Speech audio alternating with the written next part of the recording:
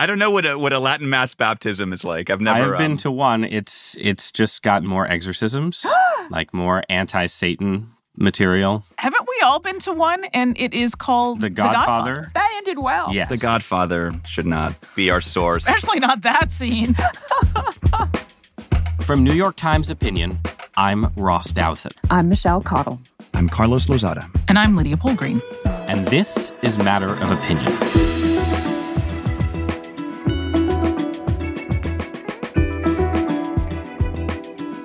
And the news this week is that Joe Biden is still losing the 2024 presidential election.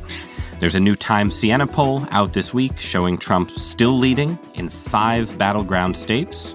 And notably, Biden's numbers are worse in Nevada, Georgia, and Arizona, while Trump is still winning a surprisingly large share of younger African-American and Hispanic voters. Notably, these are precisely the demographics that Joe Biden was hoping to shore up around this time 4 years ago when he selected California Senator Kamala Harris as his running mate. Last week, we talked about Trump's VP shortlist, so this week we want to talk first about Biden's polling struggles, but then also whether Vice President Harris is part of the problem or if she could be part of the solution. But let's start with the polls. Was anybody surprised by the Times Siena results? I don't think it was very different, right? I mean, it's not like there was a huge shift. Yeah, it doesn't seem like there's been a tremendous amount of movement. I think one thing that just seems really striking is despite all of the discussion about the role that the war in Gaza and all of the campus activism and pro-Palestine activism, the uncommitted movement, all of that seemed to be something that could pose a significant threat to Biden. I don't know that we're seeing in this poll a ton of evidence to support that this is really costing him, which is actually not that surprising. Foreign policy is almost never a top issue.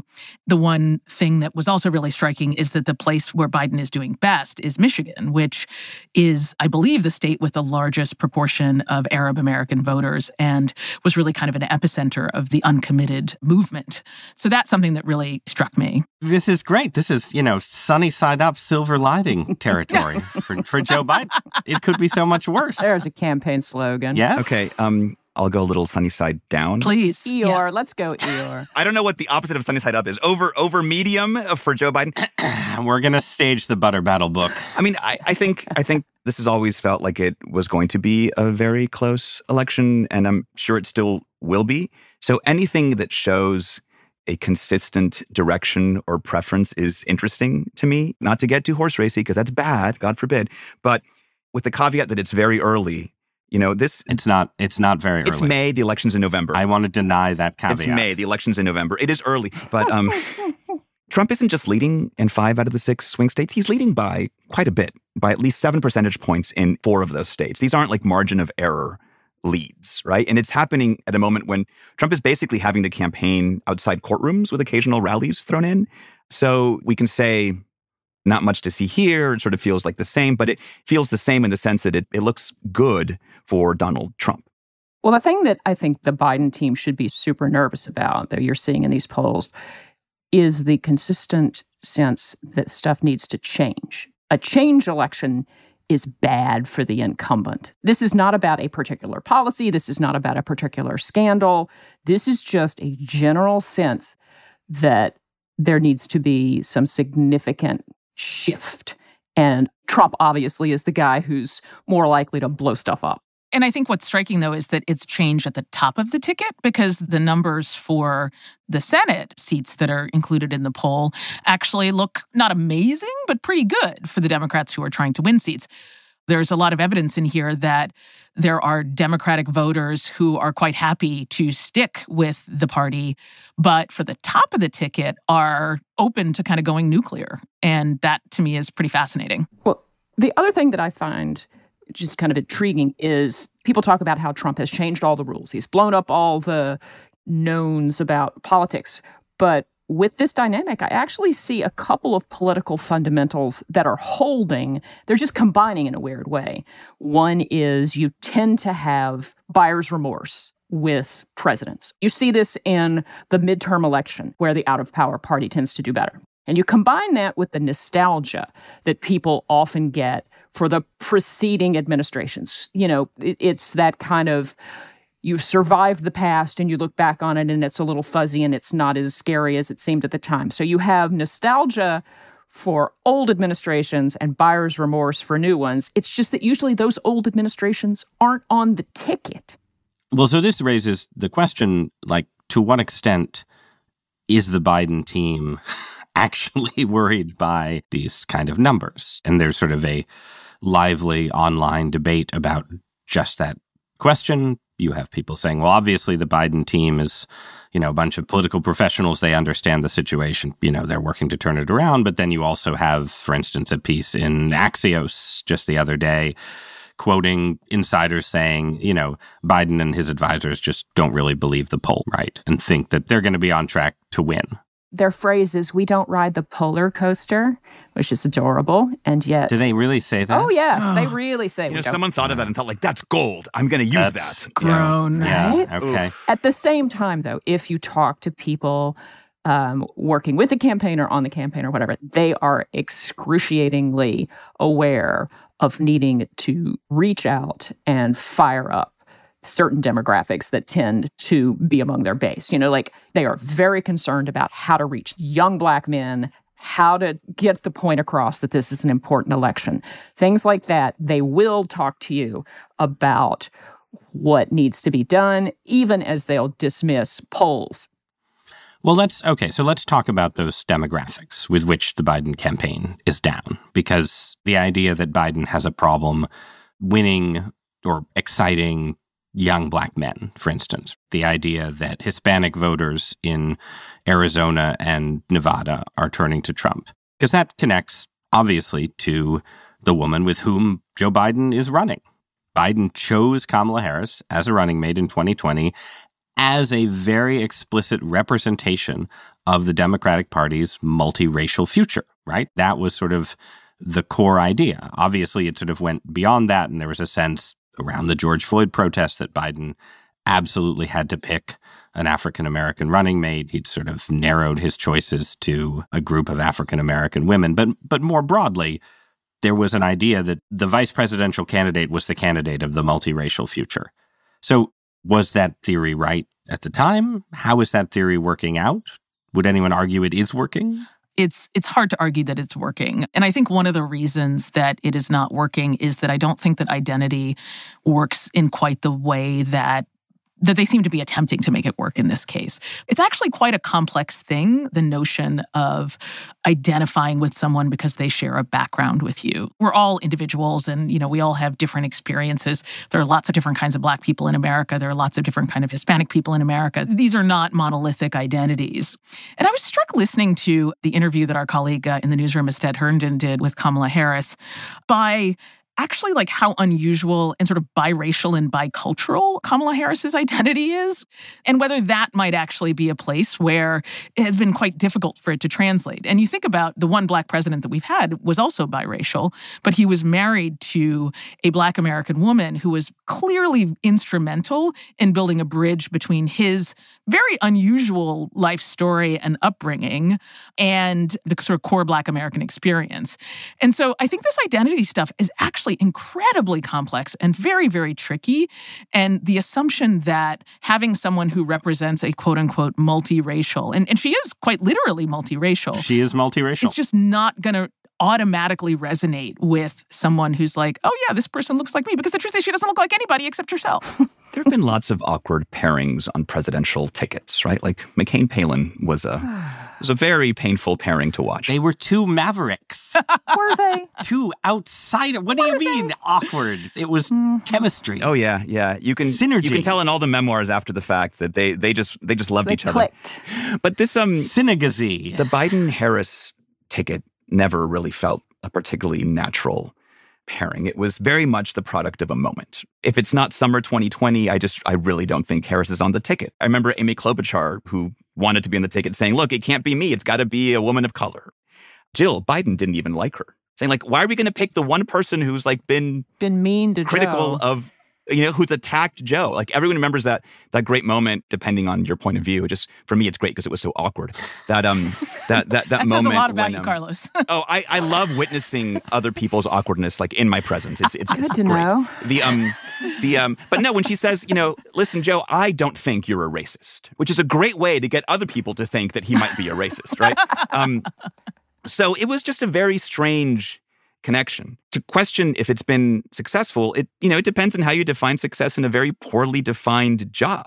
If the idea is that she was going to sustain and broaden this, quote, multiracial coalition, that the coalition of the ascendant carrying the party into the future, that doesn't necessarily seem to have been the case. These polls suggest that. If success was appeasing the kind of activist base that was so mobilized in that moment, I don't think that's necessarily worked either. She's not a natural activist. Well, she was a former prosecutor, and that was part of the question when she had her own presidential campaign was, the kind of lackluster reception she was receiving among some of the activist base in the Democratic Party. Yeah, I mean, look, she ran for president, and it didn't go well. That's the bottom line. That's charitable. Right? It went very poorly. Yeah, I mean, I think it didn't go well. And, if I recall correctly, I think she dropped out rather than face losing her own state. But I think she was quite successful as a state-level politician in California.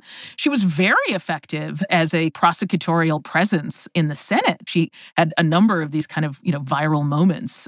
And she's exhibited real charisma and sharpness. It utterly failed to translate onto the presidential stage.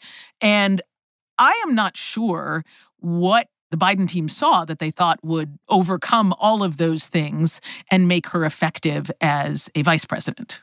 Well, let's talk about the way they've used her. It is, of course, a predictable feature of American politics that the vice president gets either meaningless portfolios or totally thankless portfolios. So, she was handed the job of, going to Central America and figuring out the immigration crisis. By the way, that was just Biden's vengeance because Obama handed him the same job. It's hazing. It's vice presidential hazing. That's just Well, I have sort of a question related to that. But the first question is that sort of since then, there's been a shift towards, I would say, basically using her as a tribune for socially liberal causes, pro-choice politics above all. She's on a, fight for reproductive freedoms tour, which is also a customary way of using a vice president to sort of do shoring up the base kind of work. I mean, do you guys think that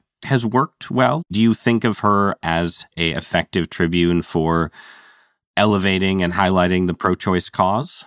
Part of it is because Biden's not necessarily a natural voice himself on those issues. So, whether she's been effective in elevating the cause, she's been effective in taking that off Biden's plate, doing things that he's not necessarily a natural for.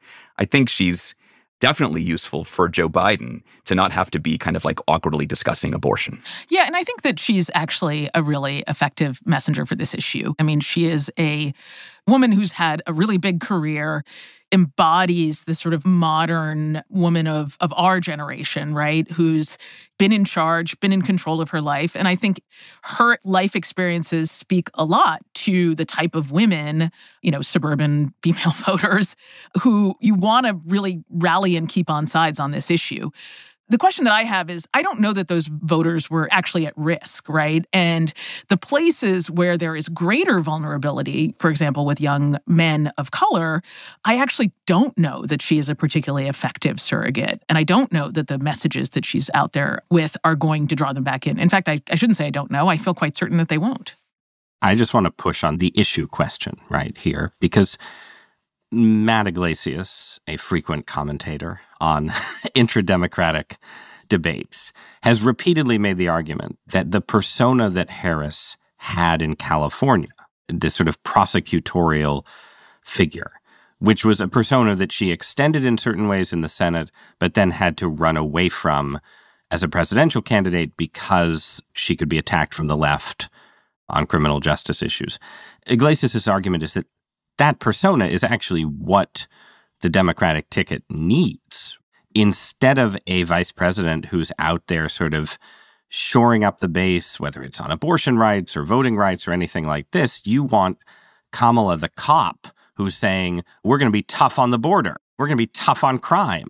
You can trust us, centrist, moderate voters, and I, as a former prosecutor, can be that sort of tough-minded Democrat. Because that clearly has not been a mode that they've really even tried to operate in. There are ways in which she brings that sort of prosecutorial zeal to the discussions of abortion, for instance. She's not out there sort of saying, like, as a woman, X, Y, or Z. You know, she's kind of like taking it to Trump, pointing him out as the guilty party here. She's picked a specific way to talk about abortion that can in some ways be her own.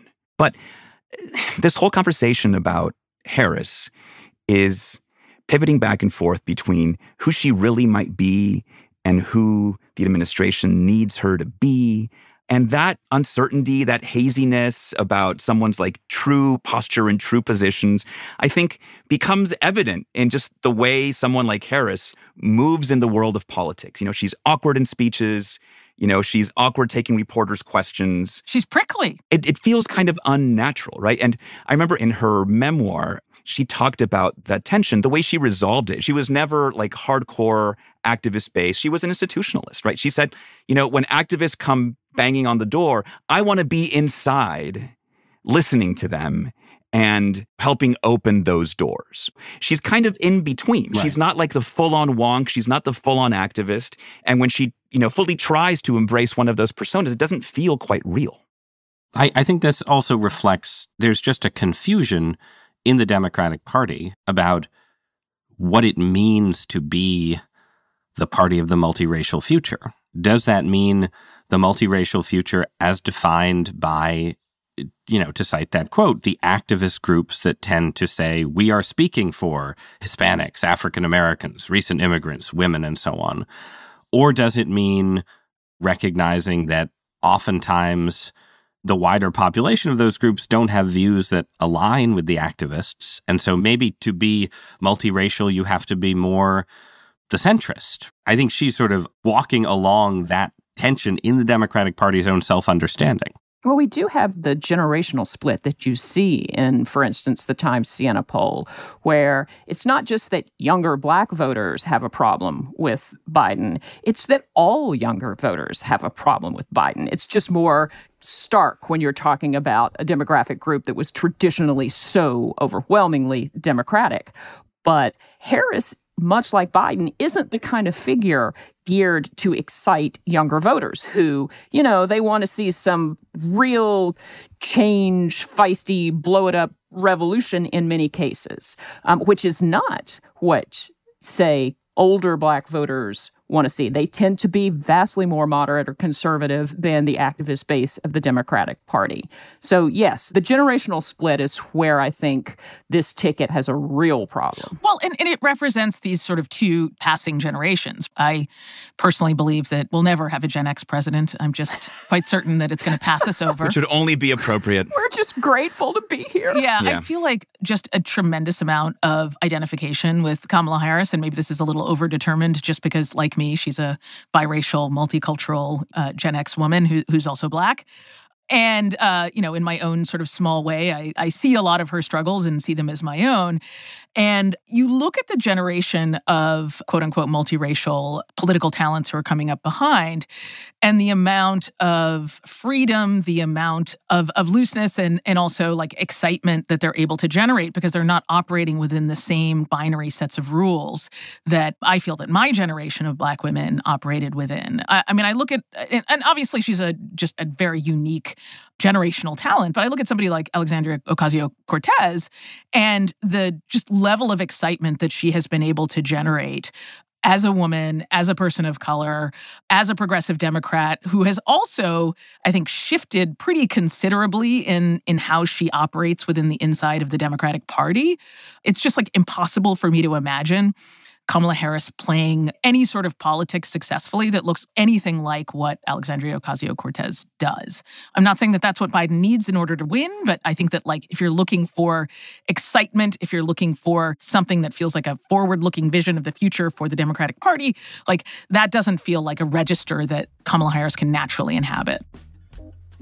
All right. Well, we're going to take a break. And when we come back, I just want to focus in on the aspect of Harris's unpopularity that doesn't seem perfectly captured by any kind of analysis of her positioning. The Dan Quayle factor, let's call it, in her difficulties. So we'll be on that theme when we come back.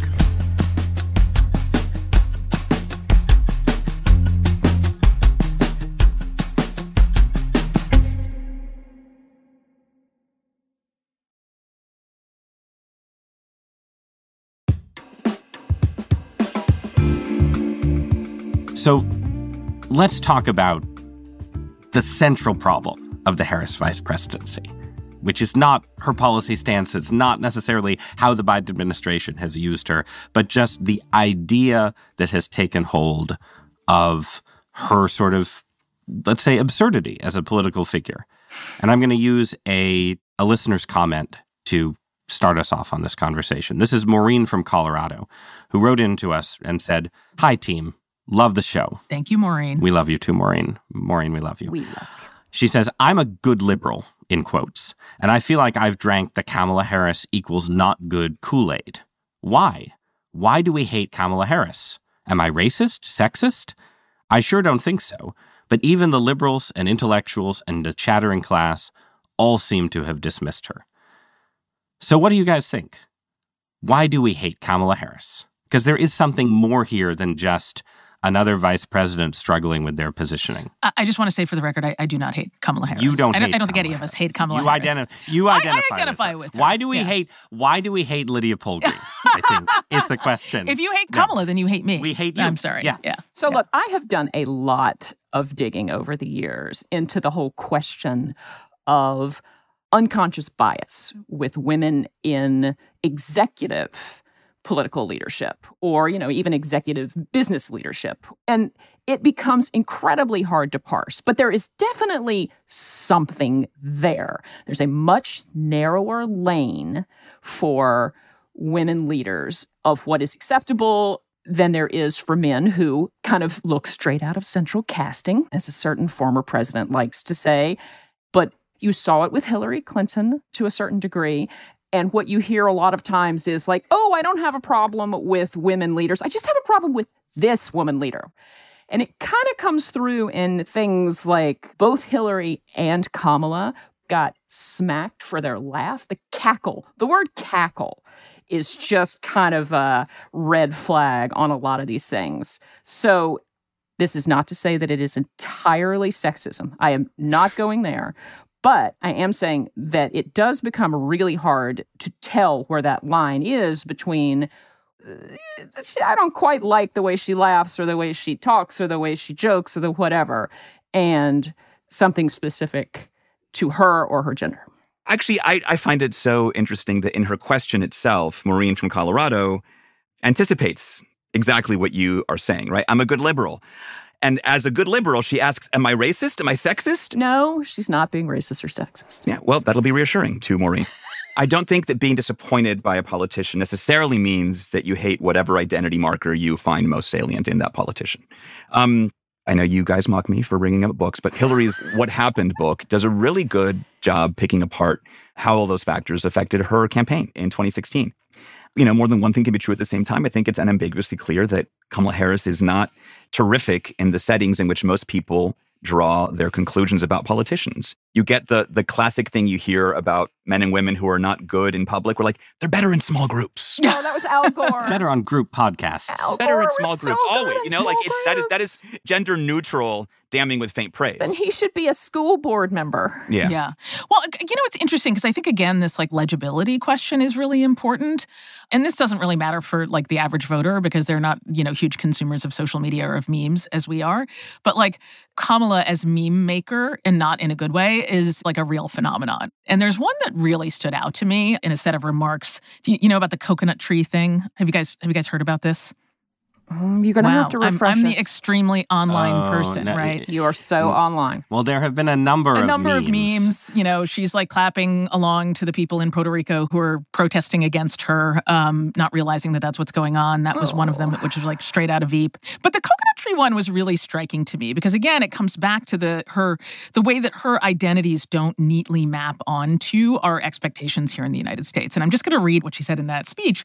She says, "My mother used to say she would give us a hard time sometimes, and she would say to us, 'I don't know what's wrong with you young people. You think you just fell out of a coconut tree? You exist in the context of all in which you live and what came before you.'" Now, Kamala Harris's mother is originally from India, right? I lived in India for 3 years. And to me, I heard that and I was like, oh, that is like an Indian auntie kind of thing to say. Like it was totally legible to me. I think to a lot of Americans, here's this woman who you think of as a Black woman. You're like, wait, why are you talking about coconut trees? This is like a Zen koan. Like, I think it's just like not good politics, right? To like, use a phrase that is just like not going to be legible to your audience. But I really do think there's something about her sort of mixed cultural heritage, her set of references that just makes it very hard to translate. So I don't know. I think, like, again, I feel this deep sense of identification and understanding where she comes from while also recognizing that these things alienate people.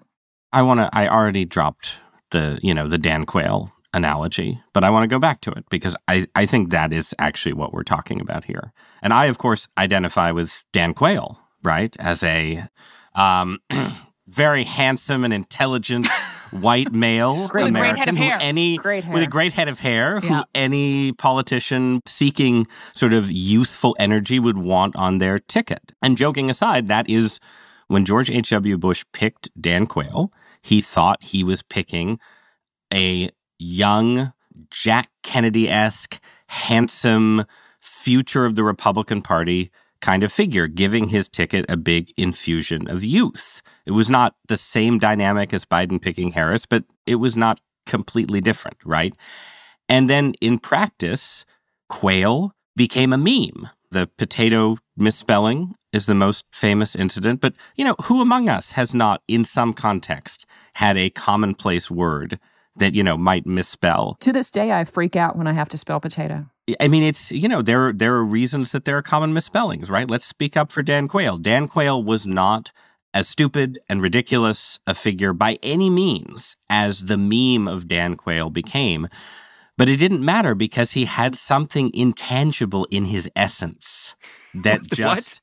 Sounds like precious bodily fluids. But I think this is true. Essence. I don't think you can distill in a perfect way why Dan Quayle became Dan Quayle or why Kamala Harris has become Kamala Harris without talking about some indefinable aspect of political charisma that when it doesn't work, it just really doesn't work. Oh, totally true. You think you're getting a symbol, but you're actually just getting a person who may be more politically talented or less politically talented than others. And, it's a little on Biden in the sense that, so Obama needed Biden in ways that were both substantive and symbolic. Obama was sort of, he was a senator, but kind of a neophyte in the Senate to Washington. Biden had all the old relationships. He knew everyone. That's the substance. Symbolically, he needed him to kind of reassure people who were like, who the hell is this Barack Obama guy? And Biden is part of the Washington furniture. He's been there forever. But Biden, I don't think, has ever felt that he needs Kamala Harris in a substantive way. The weight she's had to shoulder this whole time has been symbolic. Well, I think it's also striking in the Obama-Biden example that Obama was a Black man needing a white man to vouch for him. And the dynamic is just different when you've got, this Black person is going to sort of cover a flank for me. And also this person is a woman. And the dynamics of it just feel completely different than they did. Because ultimately, the more powerful position is the presidency. And it would have been on Biden, I think, to kind of level that playing field somewhat. And I think he did not do that. He tried in some ways, but it didn't last and it didn't really work. Obama would often say, my vice president, which really irked Joe Biden. And Biden is careful to say, the vice president, right? Saying this is an important office in its own right. But, they were supposed to have weekly meetings, Biden and Harris. Call? And isn't that the line from Veep? Did the president call, right? And those meetings kind of fell off the schedule. One of the shortest chapters in Frank Foer's book about the Biden presidency is about Kamala Harris, right? There wasn't a lot there. It's like the saddest sentence you could utter. Oh, God. shortest I didn't say the chapter shortest. in One the of book. the shorter. One of the chapters. shortest. Yeah. Okay, still, it's sad. All right, so let's end on a constructive note. There's some time before the election. If you're Kamala Harris, if you're Joe Biden, if you're the Biden campaign, what does success look like? Is there some model that could work? Wait, for Kamala? For Kamala. They do need to send her out, whipping up voters on reproductive rights. I think that is actually a very good use of her time, especially because he's so awkward on it. And it is a hugely mobilizing issue for not just Democrats, but, soft Republicans, independent swing voters. So, that seems like a perfectly good use of her skills. In this case, I remember our colleague Ezra Klein had a much discussed sort of audio essay a few months ago where he suggested that Biden might be sort of equipped to govern for a second term, but isn't necessarily equipped to campaign for a second term. And I'm wondering, in sort of the best case scenario for the Democrats, if it might be the other way around for Kamala Harris. She might be better at campaigning for the second term than she actually has been in carving out a distinctive governance role. I think the abortion rights message, as you said, Ross, that's something on which, she's not going to create a whole lot of new voters, but it is mobilizing. It helps with fundraising. And I find it interesting that her message now to Black voters isn't racial justice and voting rights and policing. It's economic opportunity, right? It's much more brass tacks, this economic opportunity tour that she's doing. It's far more specific than the more amorphous activist message. And I think she's more comfortable in that kind of role than in the other. Yeah, I would say that if there were one place where she could bring her prosecutorial, like I'm a tough person persona back, it actually might be in speaking to voters about immigration, because I think there actually is a hunger for a more sort of like realistic policy message. And the fact that she has a track record of having said some pretty tough things might actually play to her strengths and get her out of this like weird identitarian role that I think she actually is not very well equipped to play. So these are places where she has been strong in the past, but her strength hasn't necessarily been matched correctly with opportunity. And this might be surprisingly a place where you can point the finger at Republicans and be like, look, there are lots of ways that we've tried to toughen things up or make changes or do these things. I went to Latin America. I told people, do not try to come. You will not be allowed in. And I think that that's actually a message that could play well with non-white voters. I would only add to that the biggest stage that she will have this fall will be the vice presidential debate. There will be actually an opportunity for Harris to do maybe a version of what you just described, Lydia, sort of trying to turn the tables on Republicans, or maybe just trying to set up a contrast with whomever Trump has picked, on the assumption that some Americans will be casting a vote fearing that in voting for Biden, they're voting for someone who could die in office, and it will make a difference how Harris appears. I'm glad you raised the VP debate because in preparation for our conversation today, last night, I rewatched the scintillating Harris-Pence debate from Utah in 2020. What is wrong with you? And it was really interesting. And I don't think this election is going to be decided on the strength of the Veeps. I think it's ultimately going to be decided by the top of the ticket. That said, she was pretty good on that debate stage. She had a real mastery of details and issues. She was very smart about how she referred to people. Like Biden was always Joe, like Joe and I this and Joe and I that, whereas Pence is always Michael Pence, the vice president, very formal and therefore unrelatable. So to the extent that the Veeps matter, I think she can perhaps be better at campaigning than governing. And to the extent that the debate matters, I think she showed herself to do really well the last time around. But this time she'll be up against the raw charisma of Doug Burgum, and she won't have a chance. All right, we're going to leave it there, and when we come back, one of us will get hot and cold.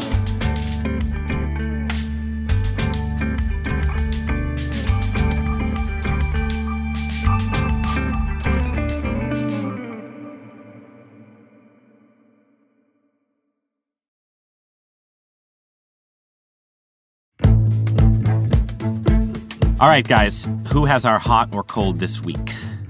I am hot this week. You are. Muy caliente. Carlos, so hot humidity. Right now. Yeah. So listeners of the show may have developed the erroneous assumption that my primary obsessions are reading books by Jimmy Carter or something like that. But if you ask... Erroneous. Fully erroneous. Erroneous. If you ask my children, they would tell you that my true obsession and my primary cultural touchstone is the 1990s TV sitcom Seinfeld. I have watched every show multiple times. I own the DVD set. Google what DVD is, kids. And I inflict scenes from Seinfeld onto my kids multiple times a week. Those poor children. They like it. A year ago, I at least they tell me they like it. They love it, Jerry. I reviewed a book about the show called Seinfeldia, and I included a Seinfeld reference, either well-known or very obscure, in every sentence of the review. It's still my masterpiece. God spoke through my pen. That's another Seinfeld reference. So all that to say is that I was kind of worried when I learned that Jerry Seinfeld was going to deliver the commencement address at Duke this year. Commencement addresses are a very stilted and sort of confining form. But I watched it and I liked it. It wasn't super funny. It had some good moments, but it's being shared on social media and the like, mainly for him pleading with the graduates to not lose their sense of humor, right? Even if it's at the cost of occasional hard feelings, it's okay. You gotta laugh. That is the one thing. That part I didn't care for. But he said something else that the more I think about it, the more hot on it I am. He said, everyone tells you to follow your passions. I say the hell with passion. Find fascination. Fascination is way better than passion. That may seem like a fake distinction, but I think it's a smart distinction. I think passion can be very fleeting. Passions can ultimately disappoint you. Passions are often set against reason and justice, as Alexander Hamilton said in Federalist 15.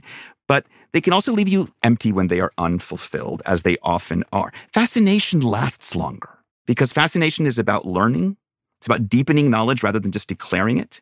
It's about process in its essence more than about outcome. And life is about process more than about outcome. It takes longer to write a book than to read it. It takes longer to record this podcast than it does to actually listen to it. So I think that's a great thing for young college graduates to hear, especially when they've always been told to follow their passions. So I'm hot on fascination over passion, on process over outcome, and on Jerry Seinfeld's commencement address at Duke University, which I encourage you to watch. I'm going to check it out. It sounds great. I have also given a commencement address, and it's one of the most nerve-wracking things I can imagine. It's so terrifying, but I think most kids don't really remember them. I can't remember who spoke at my commencement. Most kids are drunk during the commencement. Where did you give the commencement address? At the CUNY Journalism School, which was great. That's nice. It's a great school. I love it. Very sensibly, no one lets me near students or give commencement speeches. I have given the commencement address at my high school. Oh, that's the only commencement address I've ever given, and I think I killed it. I bet honestly. you did. I thought I don't think you should be the judge of that. Whoa! I'm going to bring the video. Is there video? So Ross, is there video? I don't. It was some years ago, and it was before the internet. It was in 1933, Carlos. So it was a crazy time. Nobody knows what was said. I don't remember who spoke my year of graduation from college, but the year before me, the year that my wife graduated, William F. Buckley was the speaker. Ooh, fancy. Yeah. Yes, that was back when they let conservatives give No. Conservatives give better commencement addresses than liberals. I wrote a piece comparing collections of commencement addresses, and I found that the conservatives were better. Are you kidding me? You wrote. That's of course amazing. he did, Ross. Who are you talking to? I am hot on Carlos's essay comparing commencement addresses, which I am now going to go read, because that's our show for the week. Thank you for listening. Just one brief personal announcement, which is that I will not be on the show for the next few weeks. I will be, God willing, taking some generous times-provided paternity leave. Congratulations. Here. Sleepless nights and podcast-free days. But I will miss all of you, and I'm sure that my place will be taken by some very engaging voices. So please tune in, and I'll be back sometime, hopefully, in June. We will miss you, Ross. We're going to miss you, Ross, but also just absolutely wishing you all the joy for you and your family in this very, very exciting time. Thanks, guys. Take care. Bye, guys. See you soon. See you soon. Special thanks to everybody who called in and wrote in, and thanks to all the rest of you for listening. If you have a question you want us to wrestle with in the coming weeks, share it in a voicemail by calling 212-556-7440. Or you can also email us at matterofopinion@nytimes.com. Matter of Opinion is produced by Sophia Alvarez-Boyd, Phoebe Lett, and Derek Arthur. It's edited by Jordana Hochman. Our fact-check team is Kate Sinclair, Mary Marge Locker, and Michelle Harris. We have original music by Isaac Jones, Carol Saburo, Sonia Herrero, and Pat McCusker. Mixing this week by Sonia Herrero. Audience strategy by Shannon Busta and Christina Samuelewski. Our executive producer is Annie Rose Strasser.